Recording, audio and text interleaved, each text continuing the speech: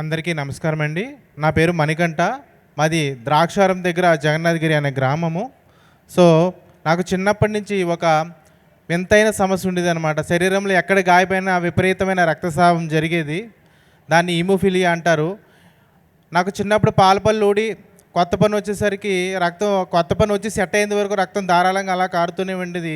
ఇది ఏంటి అనేసి మా అమ్మగారు, మా నాన్నగారు డాక్టర్ల దగ్గరికి తీసుకెళ్తే అన్ని టెస్టులు చేసి దీన్ని హిమోఫిలియా, ఇది లక్షల్లో ఒకరికి ఉంటుందని తేల్చి చెప్పడం జరిగింది.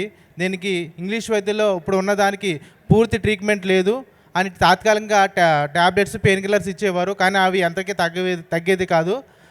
దానివల్ల ఏమైందంటే ఇంకొక ఇబ్బంది ఏంటంటే ఈ శరీరంలో అంతర్గతంగా ఇంటర్నల్ బ్లీడింగ్ అవుతుంది.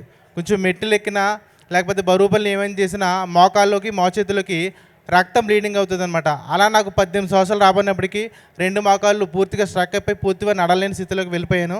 ఆ స్థితిలో అన్ని వైద్యాలని అడిగాను, హోమియోపతి కానీ లేకపోతే ఇంగ్లీషు అన్నీ తిరిగినప్పుడు కూడా ఎక్కడ కూడా నాకు ఏమీ లేదు. అప్పుడు డాక్టర్ జీకే సార్ ద్వారా నాకు మనోహర్ గారు పరిచయం చేశారు.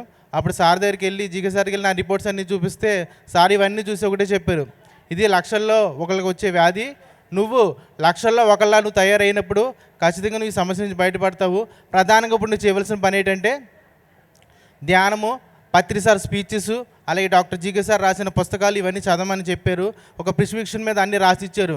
ఉదయం ఎంతసేపు ధ్యానం చేయాలి, మధ్యాహ్నం ఎంతసేపు, సాయంత్రం ఎంతసేపు, ఇలా అన్నీ రాసి ఇచ్చారన్నమాట. అవన్నీ ఇంటికి పట్టుకెళ్ళి పిరమిడ్ కొనుక్కుని ఇంట్లో పెట్టుకుని ధ్యానం చేయడం స్టార్ట్ చేశాను. ఇలా స్టార్ట్ చేసిన 3 నెలలకి ఎక్కువ ధ్యానంలోనే ఉండేవన్నీ పుస్తకాలు, గురువారి స్పీచ్లు ఇలా వింటూ ఉన్నప్పుడు 3 నెలలకి అనుకున్నదాన్ని నెలలోనే ఎడమ మోకాలు వాపు పూర్తిగా రిలీఫ్ ఇచ్చింది. అలాగే 3 నెలలు కంప్లీట్గా 2 మోకాలు వాపులు తగ్గి పూర్తిగా నేను రిలాక్స్ అయ్యాను.